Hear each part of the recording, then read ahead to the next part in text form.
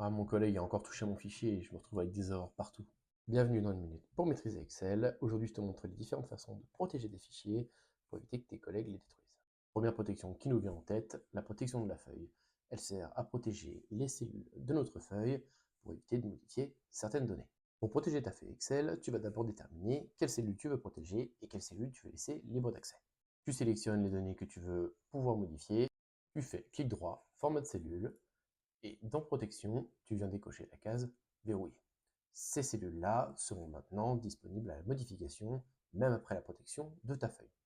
Tu as également l'option masquer qui permet de masquer les formules qui sont dans les cellules de ton fichier, ce qui permettra, en plus de ne pas pouvoir les modifier, ne pas pouvoir voir ce qu'elles contiennent. Tu fais OK, tu t'assures que toutes les autres cellules sur lesquelles tu ne veux aucune modification de la part de tes collègues ou ceux qui auront accès au fichier sont bien verrouillés ici. Tu te rends ensuite dans l'onglet Révision, Protéger la feuille, et ici, tu sélectionnes tout ce que tu veux laisser modifiable sur les cellules que tu as verrouillées. On va laisser ici pour exemple, mais tu peux verrouiller le format de cellule, la modification des lignes, la suppression des lignes, le tri, etc. Tu rentres le mot de passe que tu souhaites, et tu fais OK.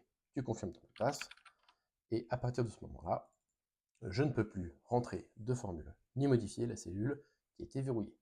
Je peux cependant modifier la cellule que j'ai laissée non verrouillée. Pour ôter la protection, même onglet, révision, ôter la protection de la feuille, tu rentres ton mot de passe et ton fichier n'est plus protégé. Tu peux également protéger le classeur depuis une feuille sur Excel. On te demandera un mot de passe comme pour la feuille.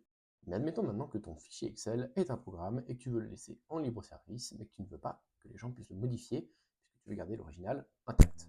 Si tu te rends dans Fichier, Information, ici tu verras les options de protection de classeur.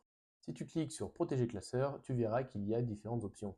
La première étant toujours ouvrir en lecture seule, ce qui permettra de laisser en libre accès le fichier, modifiable, etc. Mais le fichier d'origine ne sera pas modifiable. Tu pourras également, et c'est la protection la plus sûre, chiffrer avec un mot de passe ton fichier Excel, car il n'est malheureusement pas très compliqué de détourner les autres protections du fichier Excel.